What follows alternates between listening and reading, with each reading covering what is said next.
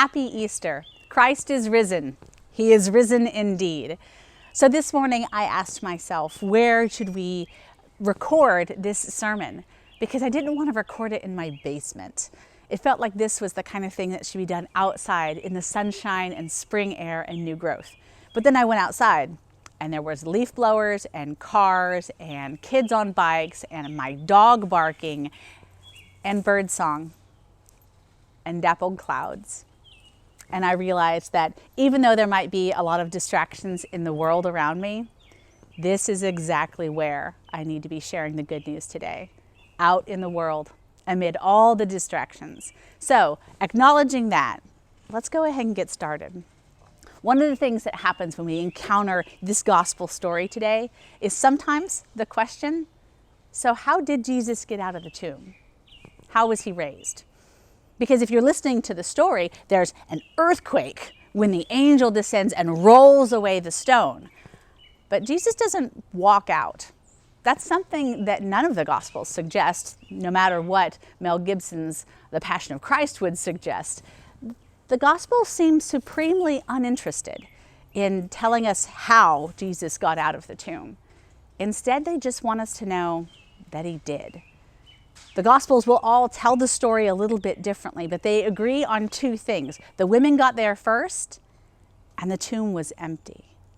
So if we explore that a little bit, about what is going on in between, the tomb being empty, the women coming, and then the women leaving, what's happening there?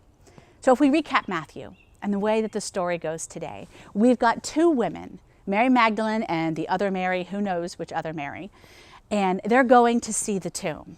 It's worth noting that they're not going with spices.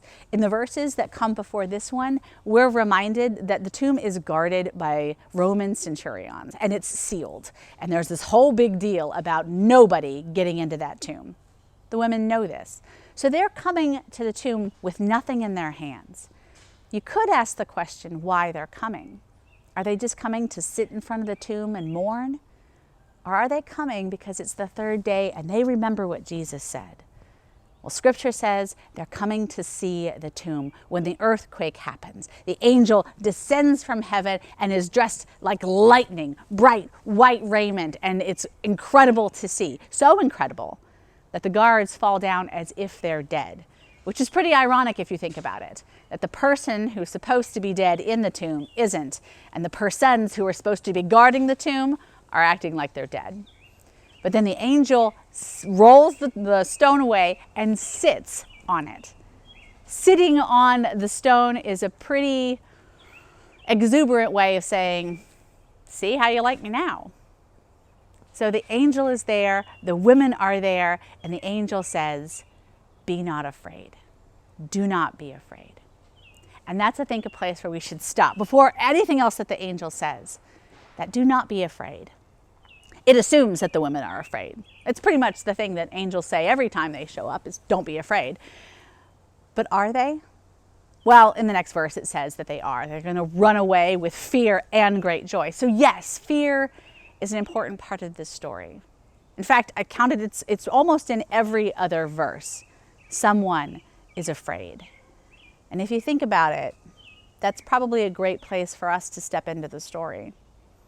In the global context, we're a world afraid.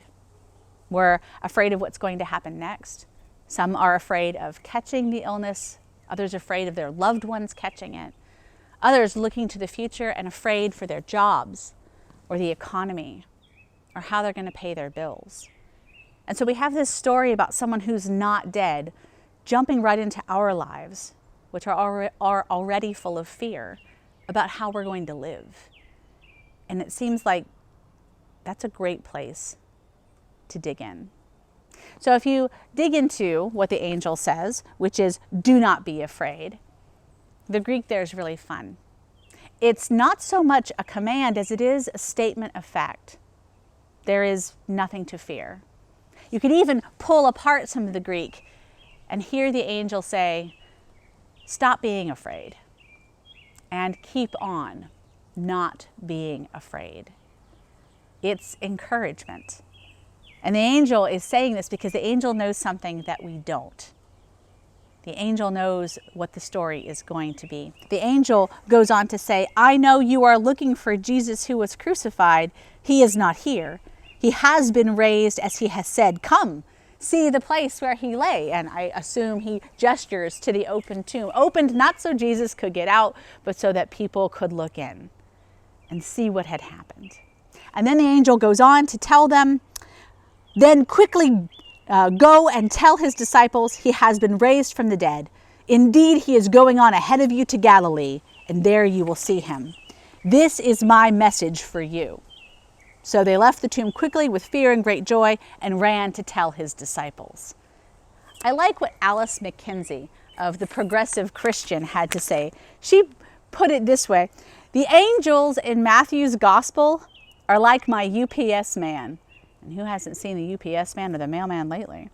They are focused on their job to deliver the good news. They are not there to sell it for us. They are not there to be our buddy or to empathize with us. They are there to deliver their package. And it's up to us to sign for it, open it, and to use it. I like that because if we imagine the angel like the mailman, or like someone just coming to deliver a package, a message. This is for you. Jesus, the one that you're looking for, isn't here. He's been raised. Go and tell his disciples to meet him in Galilee. There they will find him. That's the gift. The gift is that the angel isn't there to tell them anything other than just what they need to know. Jesus isn't here. Actually, he begins with, be not afraid, Jesus isn't here. He's somewhere else. Go and tell his disciples. Because what you see is that this is a gift. The resurrection has been signed, sealed, and delivered to you. It's yours. It might feel incomplete. It might seem like it's missing a few parts, but all the important ingredients are already there. It just comes with 2 instructions. And the first instruction is, stop being afraid and keep on not being afraid. And the second instruction is go and tell what you've seen, which might seem like a pretty tall order right now, given that none of us are supposed to be leaving our house. Something interesting happened at the church last week. I got a phone call at home from one of our church neighbors. One of our neighbors called me and said, hey, I need you to know there's a bunch of teenagers playing basketball in your parking lot. Now, normally that would be great. I would love it if people would use the parking lot to play basketball. And I think I said something along the lines of, so? I was very confused. And our neighbor said, well, they just closed all the parks in North Little Rock and they just took down the basketball goals. So I assume these kids have come from the park nearby to play. I'm not sure they should be there. I thanked the person for calling and I thought about it. I wasn't sure that I really wanted to be the person, the pastor, the church, that would come and take away somebody's fun. But I also realized that this was my opportunity to talk with some people I normally didn't get to. So I gathered up my stuff and I went to the church. And as I got there, I had my mask and I had my gloves. And I saw 4 teenage boys playing basketball, and they were having so much fun. They were shooting hoops and whooping and hollering, smiling, laughing, and I could tell they were having a great time. And there was a little edge to them too, of desperation, like they needed to have this good time. As soon as I pulled into the parking lot, they saw me and their bodies tensed up, and I could tell they were scared to see me. So I took off my mask and I took off my gloves. And I picked up my toolkit that I had brought, assuming that I would need to take down the basketball goal. And as I got out of the car, I said, hey guys, I see you had the same idea I did.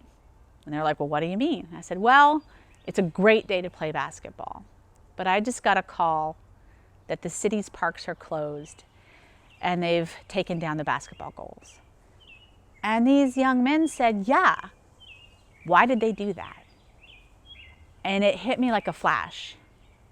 They didn't know. They didn't know why the parks were closed. They didn't know why the basketball goals were down. They didn't know why I was there with a bunch of tools, looking like I was about to do something. So I stopped for a minute and we had a conversation. My neighbor came out of their house and offered to help. The kids, after I had explained that, well, the schools were closed, they were out of school, I knew that, and the parks were closed and the basketball goals were down because we needed people to stay in their homes to protect not themselves but to protect others. That we were doing all of this and asking people to stay home to help stop the spread of a disease that was more likely to hurt, well, people different than them, people older than us, older parents, grandparents. And when I shared that we were doing this for others, that's when the light went off. And one of the kids kind of took a step back.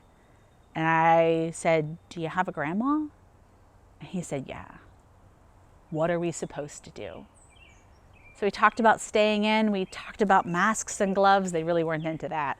We talked about washing their hands. We talked about staying 6 feet apart. And the thing of it was all news. They hadn't heard that. I was the first person to tell them. They helped me get the ladder. They helped me set up. And as they were leaving, they were really sad. But they were leaving with more information and a plan. And the thing that made me sad was that I could tell they were also afraid. And I wish I had said, "Be not afraid. The end of the week is Easter.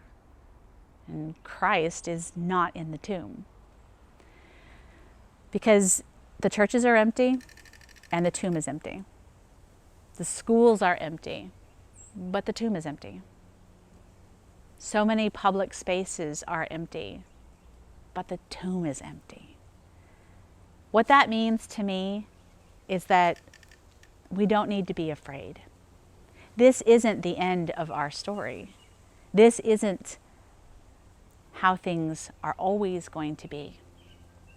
And it's also an opportunity for us to tell this story about who Jesus is. I realized as I was telling the kids and this information that they had heard for the very first time, that many of us are standing in a place of incredible privilege. I mean, if you are listening to me on the internet, on your computer, in your home, it's because you're also part of a church and you are celebrating Easter, a story you might already know something about. And there's so many people in the world who don't have a home and don't have access to the internet and aren't a part of a church and don't know this story. And so I think one of the gifts that we are given is being reminded that the loss we feel this day, the grief that we're not together, sharing this story with pomp and circumstance, is maybe a little bit more like the rest of the world feels, not having the hope of Christ in their lives. There are so many people that don't know this good news or think that they know it, and they only know a tiny, distant piece of it. They don't know how it affects you. They don't know all the fascinating details of 4 different gospels telling the story in 4 different unique ways. They don't know. And what I was amazed by was the idea that we may have been separated from one another so that we would more better appreciate what we've been given. Not just our lives and our families and our jobs and all the privileges that we enjoy, all the freedoms of being an American, that we would be more likely to appreciate the story of the gospel, the importance of loving other people, and the power of not being afraid. I think many of us desperately want to not be afraid. And so, try it out. Do not be afraid. Stop being afraid of the future you can't control. Don't be afraid of the details that you don't know. Don't be afraid of not having the right words to say. Stop being afraid and keep on not being afraid of what the next thing will be, of the buildings that are empty, but the people that are still the church out and about. You can stop being afraid. And so the last thing I guess I would say is the message that was from the angel to the women is the same one that is to us. Go and tell what you have seen. This day, amid all the distractions, what did you receive? May God bless you this Easter day and every day. Amen.